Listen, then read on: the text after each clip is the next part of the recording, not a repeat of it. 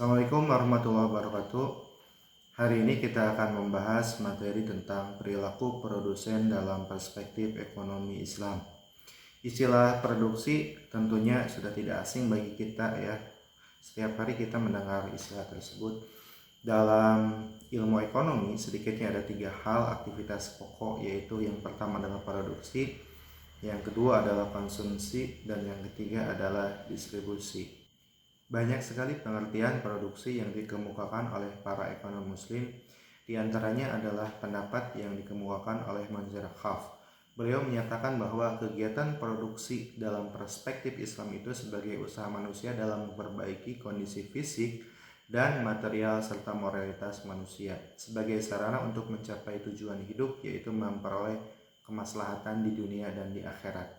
Di sini Manzar Khaff mengatakan bahwa tujuan produksi itu bukan hanya untuk mendapatkan kebahagiaan di dunia ya, yaitu fisik material, tetapi juga kepada aspek rohani, yaitu kebahagiaan nanti di akhirat.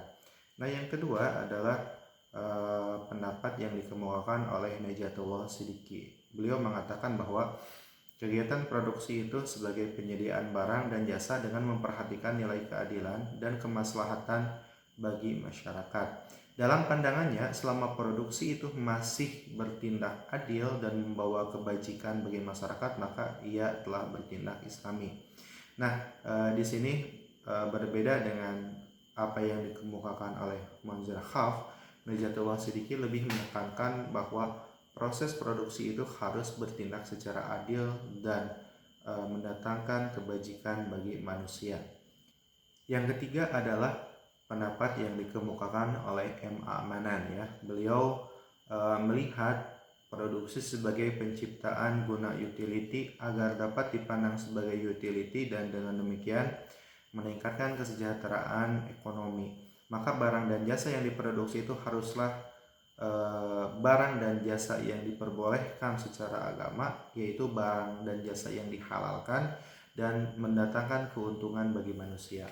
Nah, di sini berbeda dengan dua pendapat sebelumnya ya. M.A. Manan lebih menekankan bahwa dalam berproduksi itu ada 2 syarat ya yang harus dipenuhi. Yang pertama itu adalah aspek kehalalan, barang tersebut barang yang halal atau tidak, jasa tersebut jasa yang dihalalkan atau tidak. Dan yang kedua adalah apakah barang dan jasa tersebut mendatangkan kemanfaatan, mendatangkan kemaslahatan bagi manusia atau tidak gitu ya. Nah, 2 hal ini harus dipenuhi ya sekaligus. Apabila salah satunya tidak terpenuhi, maka itu tidak termasuk kepada aspek-aspek yang diperbolehkan dalam produksi dalam perspektif Islam. Misalkan barang tersebut mendatangkan kemaslahatan bagi kita, bagi manusia, tetapi diharamkan oleh Allah Subhanahu wa taala. Ya, misalkan barang-barang yang diharamkan itu khamar gitu ya. Itu bagi sebagian manusia mendatangkan kemaslahatan gitu ya, tapi itu adalah hal-hal yang diharamkan oleh Allah sehingga itu dilarang ya. Meskipun misalkan kita beralasan bahwa kan kita tidak mengkonsumsi barang tersebut, kita hanya memproduksi dan menjualnya kepada orang lain atau misalkan orang non muslim.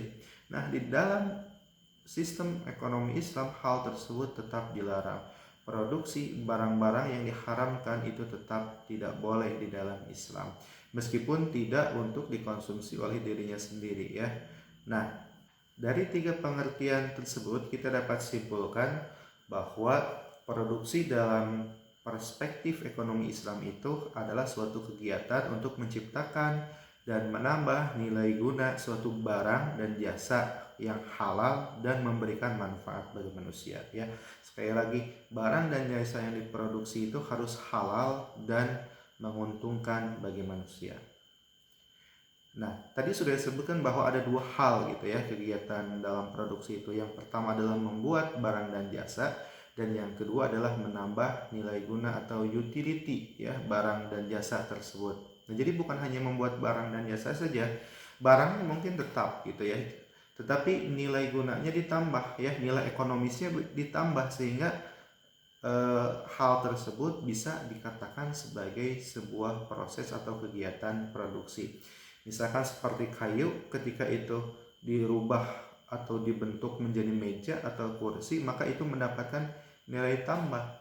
Nilai ekonomis bagi manusia itu bertambah, nilai manfaatnya bertambah, kepuasan kita bertambah. Nah, maka itu dapat dikategorikan sebagai proses produksi. Bahkan teman saya ada yang memberi kaos yang sudah jadi ya, kemudian hanya menyablon, maka itu pun dikatakan sebagai proses produksi.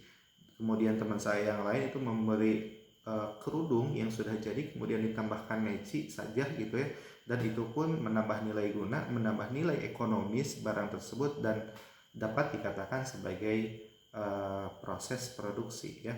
Nah, kemudian nilai guna pun dapat ditambahkan dengan hanya memindahkan barang tersebut dari satu tempat ke tempat yang lain. Misalkan ketika kita perhatikan gitu ya, pasir gitu ya di pinggir sungai, itu kan tidak semua orang menganggap bahwa itu memiliki nilai ekonomi. Tetapi ketika pasir itu diangkut gitu ya dari sungai, kemudian diangkut ke tempat penampungan, maka itu bisa menambah nilai ekonomi dan itu dijual dengan harga yang lebih tinggi. Selanjutnya kita akan membahas perbedaan produksi dalam perspektif ekonomi Islam dan produksi dalam perspektif kapitalisme atau ekonomi konvensional. Dalam ekonomi konvensional, maka produksi itu dimaksudkan untuk memperoleh laba sebanyak-banyaknya, yaitu maksimum profit oriented gitu ya. Jadi hanya laba, bagaimana produsen itu bisa mendapatkan laba sebanyak-banyaknya. Nah, tetapi di dalam sistem ekonomi Islam, konsep produksi Islam itu adalah bagaimana produsen itu bisa mendatangkan kemaslahatan maksimum. Jadi bukan keuntungan maksimum ya orientasinya, tujuannya, tetapi kemaslahatan maksimum ya. Nah, masalah itu artinya bukan berarti produsen itu dilarang untuk mendapatkan laba sebanyak-banyaknya, boleh. Produsen boleh mencari keuntungan sebanyak-banyaknya, tetapi keuntungan yang didapatkan produsen pun harus sejalan dengan keuntungan atau kemaslahatan yang diterima oleh konsumen. Jadi bagaimana produsen dan konsumen itu sama-sama mendatangkan kemaslahatan, sama-sama untung gitu ya, bukan hanya produsen, bukan hanya konsumen, dua-duanya mendapatkan keuntungan, mendapatkan kepuasan. Nah, jadi ketika kita berbicara konsep maslahah dalam sistem ekonomi Islam, kemaslahatan itu adalah keuntungan ditambah keberkahan ya. Bagaimana harta yang kita dapatkan itu bisa mendatangkan keberkahan bagi kita sebagai seorang produsen gitu ya. Nah, selanjutnya kita akan berbicara tentang tujuan produksi dalam ekonomi Islam. Nah, yang pertama, tujuan produksi itu adalah untuk memenuhi kebutuhan manusia pada tingkat modern. Nah, artinya apa? Ketika kita berbicara tentang barang dan jasa, tentunya itu ada yang namanya need gitu ya, ada yang namanya kebutuhan, ada yang namanya keinginan. Nah, produsen itu harus memenuhi kebutuhan terlebih dahulu sebelum keinginan konsumen. Ya, bagaimana kebutuhan ini diproduksi dengan takaran yang pas, artinya tidak terlalu kurang atau tidak terlalu berlebihan gitu ya, tapi dalam tataran yang moderat gitu ya. Ketika produsen memproduksi barang kurang, itu maka akan terjadi kelangkaan dan meningkatkan harga ya, maka konsumen akan sulit ya untuk membeli barang.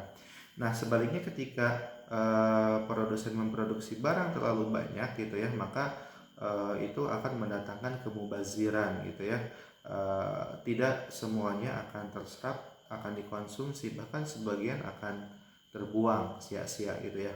Nah, yang kedua adalah tujuan produksi itu adalah untuk menemukan kebutuhan masyarakat dan pemenuhannya ya. Jadi bagaimana masyarakat itu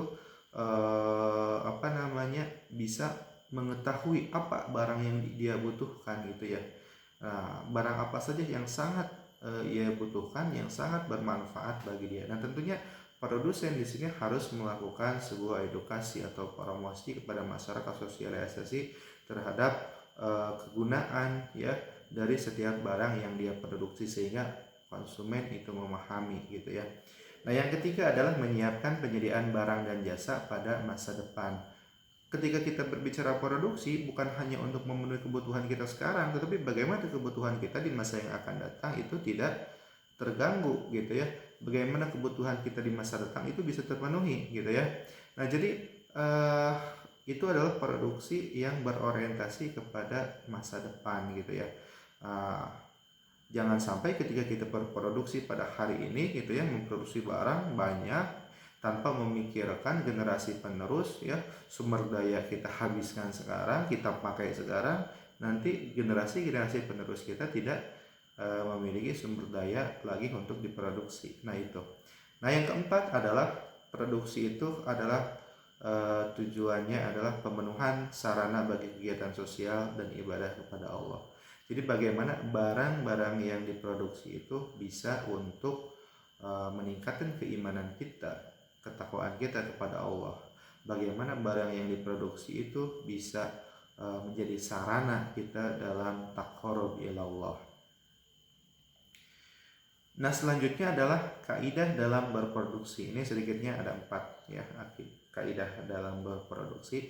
Yang pertama itu adalah barang dan jasa itu harus halal pada setiap tahapan produksi. Nah kadang ketika barang itu diproduksi itu tidak hanya satu tahapan saja yang dilewati, kadang ada beberapa tahapan ya yang harus dilewati ya. Nah semua tahapan tersebut harus halal ya pada setiap tingkatannya. Misalkan ya ketika memproduksi suatu barang ya itu misalkan bersentuhan dengan barang yang diharamkan gitu ya dalam proses produksinya, meskipun dalam output hasil akhirnya itu barang yang diharamkan itu dihilangkan kembali ya, tidak ada zatnya, tetapi dalam salah satu proses produksinya itu bersentuhan dengan barang yang haram, maka itu tidak boleh. Setiap tingkatan tahapan produksi itu harus halal, tidak boleh bersentuhan dengan barang-barang yang diharamkan. Itu kaidah yang pertama. Kaidah yang kedua adalah mencegah kerusakan di muka bumi ya. Nah, jadi bagaimana produsen itu bisa membatasi kerusakan di muka bumi? Jangan sampai memproduksi seenaknya, alam menjadi rusak ya. Dan sekarang kita banyak ya lihat misalkan penebangan hutan sembarangan ya untuk keperluan misalkan yang setiap hari kita butuhkan kertas gitu ya. Nah bagaimana itu berapa pohon yang dibutuhkan untuk memproduksi kertas dalam waktu sehari gitu ya. Nah sehingga tentunya ini bukan hanya produsen tapi juga konsumen pun harus berlaku bijak. Bagaimana konsumen itu bisa berhemat gitu ya. Nah tidak boleh mendatangkan kerusakan, polusi. Nah ini bagaimana sekarang ya kendaraan. Produsen itu diupayakan harus memproduksi kendaraan yang bebas polusi gitu ya, atau sedikitnya polusi yang dihasilkan itu dikurangi gitu ya sehingga tidak terlalu banyak. Nah kemudian memelihara keserasian dan ketersediaan sumber daya alam ya. Nah kaidah yang ketiga adalah produksi dimaksudkan untuk memenuhi kebutuhan individu dan masyarakat serta mencapai kemakmuran. Jadi bukan hanya kebutuhan individu saja, tapi kebutuhan masyarakat secara umum itu dapat dipenuhi. Dan kaidah yang terakhir yang keempat adalah produksi dalam Islam itu tidak dapat dipisahkan dari tujuan kemandirian umat. Demikian pembahasan kita pada malam hari ini, semoga bermanfaat bagi kita semua. Kalau ada pertanyaan silahkan tulis di kolom komentar. Demikian, wabillahi taufiq wal hidayah. Wassalamualaikum warahmatullahi wabarakatuh.